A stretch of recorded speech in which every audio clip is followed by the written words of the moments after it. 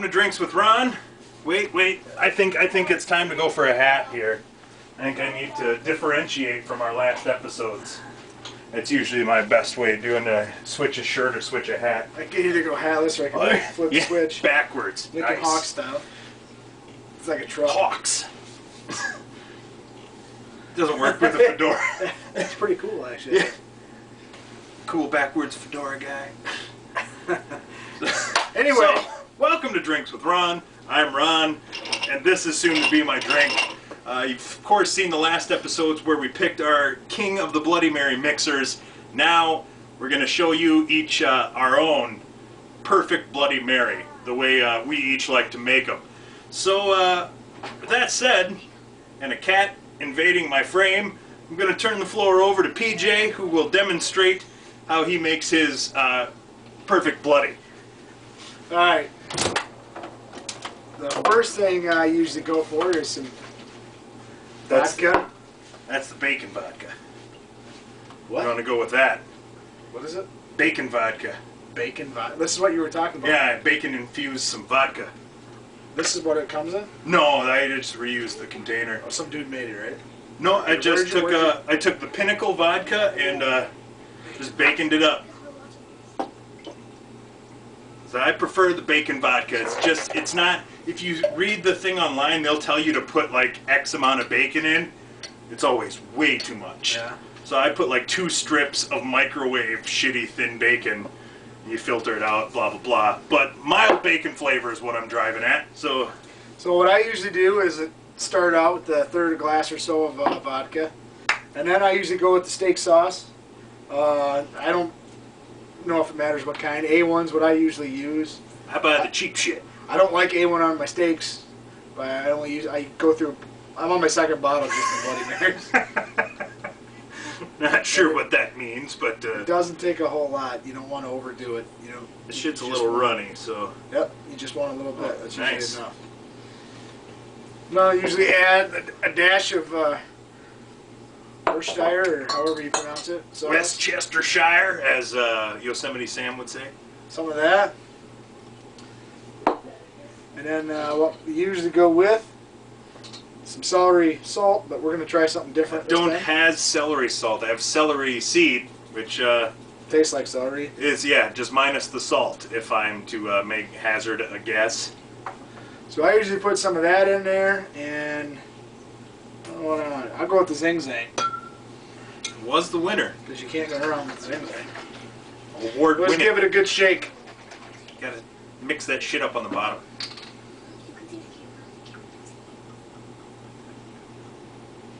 I don't fill it all the way up. I don't top it all the way off. What kind of pickles do we got? Those are my brother's homemade pickles, seasoned with a shot of 101 Wild Turkey. For good measure. I'm going to go with the baby dill then. I'd play it safe, yeah. I always put a shot of pickle juice in there. Or so. And then I'm going to mix it with the pickle. And then at home I usually put a dill pickle spear in there. And usually I'll get toothpicks and I'll put some olives for sure. Probably 6 olives in there. And then maybe even cubed cheese. Cheese, I was going to say the cheese cube, yeah. Right now I actually have some of the swizzle sticks, which is like a beef stick. Once in a while, put them in there, or celery. But I've seen them where you use mushrooms and all kinds of goofy shit. Yeah, oh yeah, definitely. A lot of places are doing weird asparagus and shit. Yeah, the only thing that I usually always do is a dill pickle. That's a must. That's the standard. Everything else for me is just extra if you have it. Yeah, it's... So, I don't know if I should drink this or if I should have you drink it. Well, So I'm gonna I'll try give it. her a sample.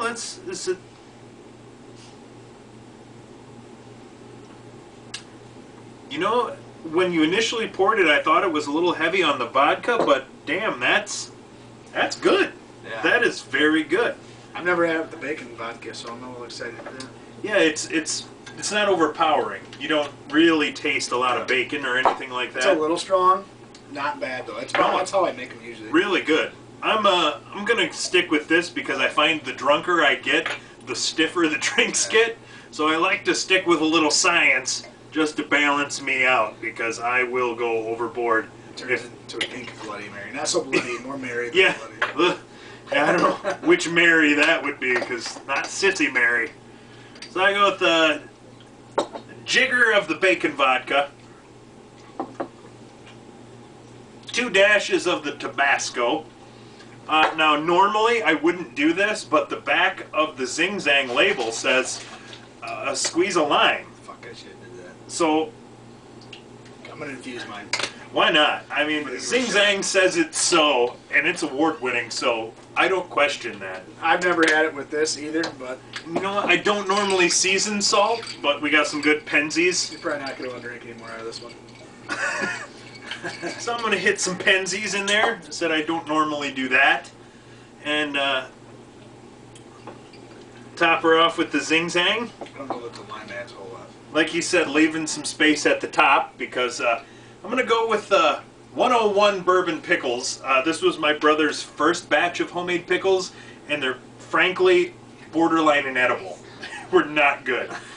But as a bloody, they were quite all right. So I put a shot of Wild Turkey 101 in there just to, I don't know, because that shit's borderline undrinkable by itself, and I can't picture myself drinking shots of it. So I put it in as a mix, and I'll let you have a crack at that one. Yeah, you can definitely see yours a little lighter than mine.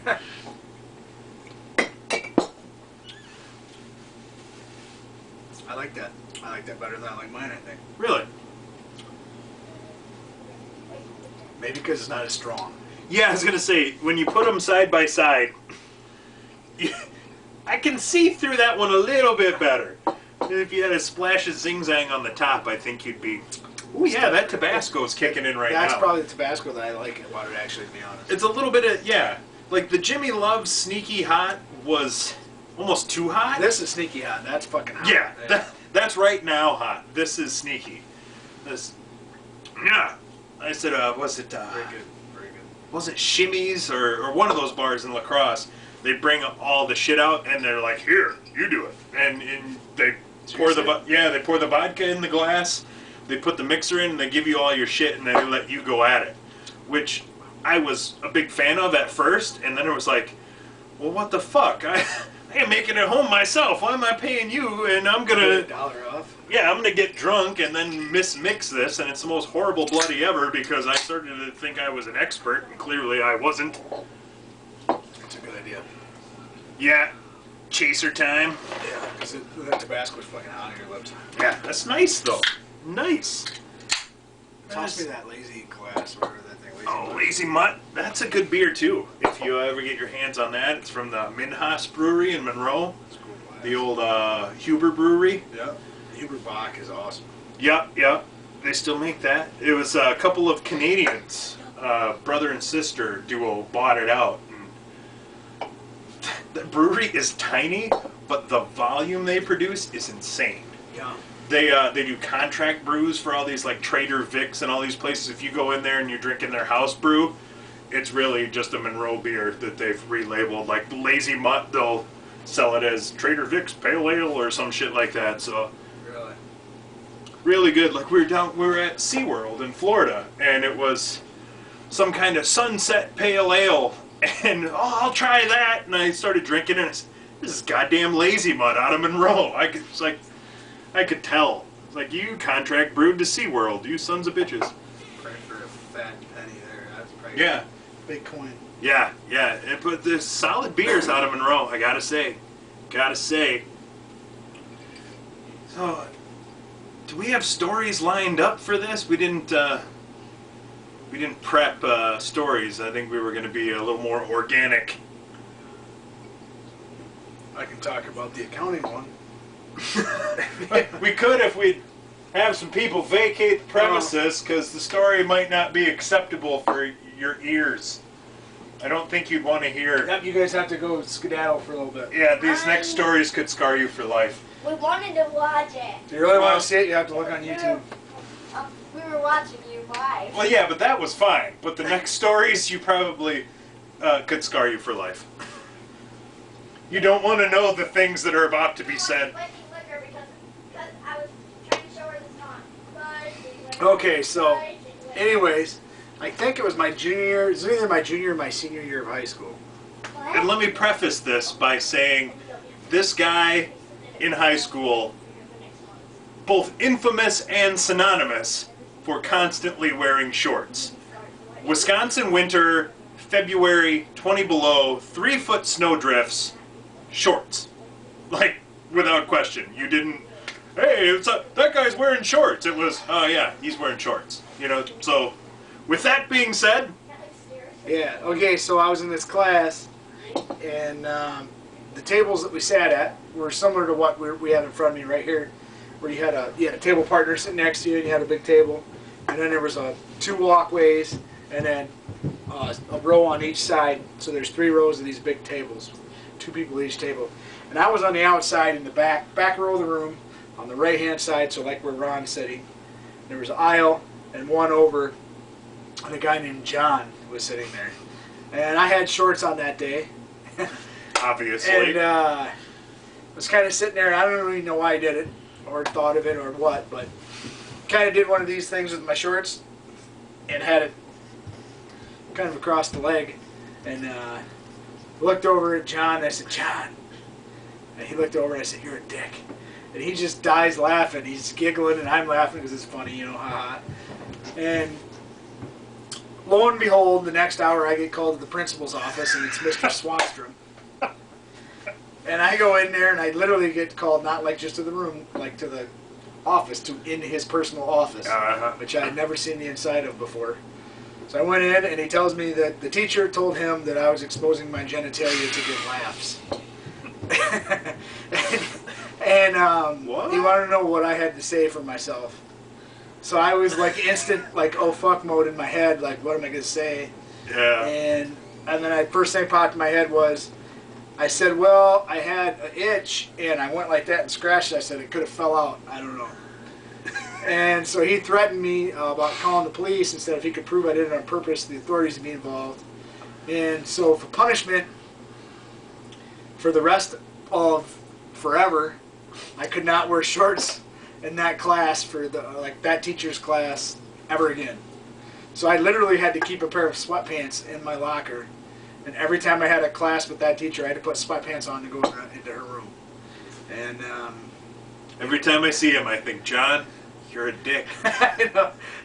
To this day, if I see him, I get a smile. Like, you're a dick, John. And to make that even funnier, something happened last weekend, and which makes me, it instilled in me the belief that I made what I thought was a negative impression actually is a positive impression of the reaction that I got from this teacher. I think she enjoyed the penis show. I think she did too. But anyway, we were at this beanbag tournament, and I was playing with my cousin. We were on the same team. And we were just sitting there. We had got done playing. We were in between games, so we were sitting drinking a beer, sitting at one of the tables, and here she comes walking in the room. And I'm just like instantly like, oh my God, I have to tell Frank this story, my cousin. And not every day you can say, hey, that woman's seen my penis. So she comes walking in, and I was just like sitting there, and she comes up to me and says, hey Parker, how are you? I said, oh hi, I'm good, how are you? Good. And she walked by, which I thought she had walked by, because I instantly, as soon as she went by, I turned. And I don't know if she stopped, or if she went like further and then came back. Because you have to relay this story. You know, this has to, like, oh, I have to tell this guy now. It's too good. Because I was like, dude, I said, you see that lady I just talked to? And he's like, yeah. And I said, I got caught whipping my pecker out in her class. And literally I got that much out of my mouth. And I heard, Parker. And I kind of stopped and did one of these, looked over, and she's standing right here. And she says, big smile on her face now, and she's not mad. She's got a big smile on her face, and she says, what did you just tell him? And I said, nothing. I didn't even know what to say. I'm like, nothing. And she's just laughed and walked off, and I'm like, oh my God. So then I finished telling him the story, and he thought it was hilarious, and it was the most, it was an awkward moment to say the least, but it was cool. But going into Swanstrom's office reminded me of the story. You ever hear of the Ron Tracy rule? No. Well, that's what I call it. Nobody else calls it that.